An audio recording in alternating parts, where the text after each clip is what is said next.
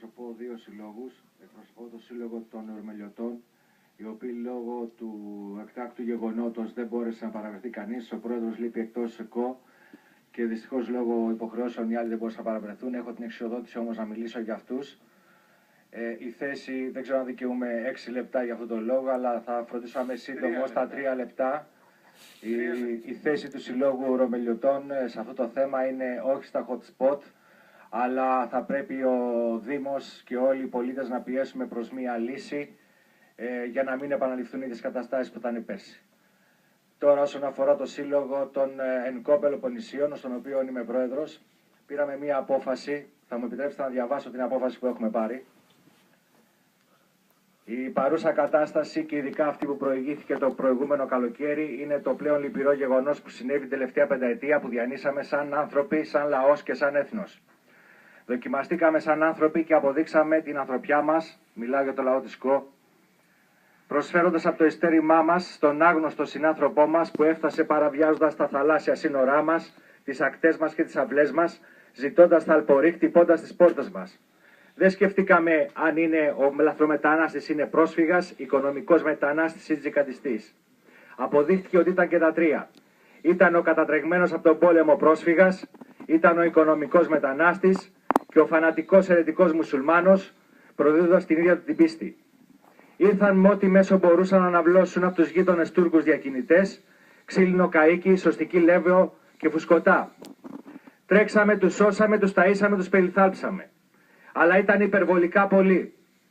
Σε ένα νησί 30.000 μόνιμων κατοίκων είχαμε μέχρι και 2 έως 5.000 λαθρομετανάστες την ημέρα. Κατηγορηθήκαμε γιατί σαν πολίτες δεν κάναμε περισσότερο για όλους αυτούς. Απάντηση. Δεν ήμασταν έτοιμοι για αυτή τη μαζική επέλαση.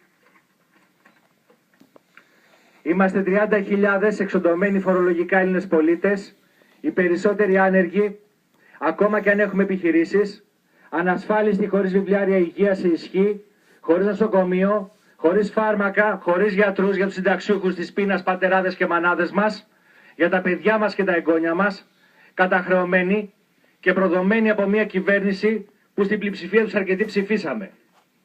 Από φέτος θα μείνουμε και πολλοί χωρίς σπίτια, γιατί θα δεσμευθούν για χάρη ενός χρέους που διεκδικούν από εμάς οι εκβιαστές δανειστές μας. Λυπούμαστε που δεν μπορούσαμε να κάνουμε κάτι καλύτερο. Δεν μπορούσαμε και ούτε θα μπορέσουμε. Γιατί έχουμε εμείς προτεραιότητα. Εμείς υποφέρουμε και περνάμε ανθρωπιστική κρίση. Εμείς δικαιούμαστε φροντίδα, σύντησης και περίθαλψης. Και ειδικά στο δικό μας το νησί. Εμείς δεν μπορούμε να κοιτάξουμε τα παιδιά μας στα μάτια, που δεν μπορούμε να τα αναθρέψουμε δίνοντάς τους τα αναγκαία, που δεν μπορούμε να τους παρέχουμε την τροφή, τη μόρφωση και την υγεία, αλίμονο στο νησί του Ιπποκράτη, στη χώρα της κοιτίδας του πολιτισμού, στο λίκνο της Ευρώπης. Εμείς ζούμε την ανθρωπιστική κρίση και ζητάμε ανθρωπιστική βοήθεια εδώ και τώρα. Εμείς δεν έχουμε να αποδείξουμε σε κανέναν τίποτα πλέον. Καιρός να το αποδείξουν οι γείτονες Τούρκοι και οι υπόλοιποι Ευρωπαίοι που υψώνουν φράχτες ανάμεσά μας, λες και είμαστε εμείς οι εχθροί, εγκλωβίζοντας σε εμάς τους πρόσφυγες και τους ανεπιθύμητους. Λυπούμαστε, αλλά λέμε όχι σε οποιαδήποτε δομή.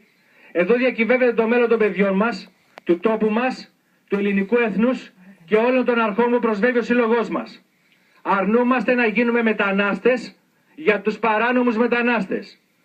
Αποφασίστηκαν ομοφόνος από τα παρόντα μέλη σε όχι σε οποιαδήποτε δομή. Και για να μην λέμε ότι δεν υπάρχουμε πρόταση, παρότι δεν είναι δικιά μας δουλειά, αλλά θεωρούμε ότι θα μπορούσαμε να κάνουμε και μια πρόταση, προτείνουμε η αντιπρότασή μας εν πλώ σε διεθνή ύδατα, απογραφή και μετεγκατάσταση ή απέλαση καλυπτόμενο πλήρως με έξοδα της Ευρώπης και με συμμετοχή ενδεχομένως των οικονομικών δυνάμενα μεταναστών.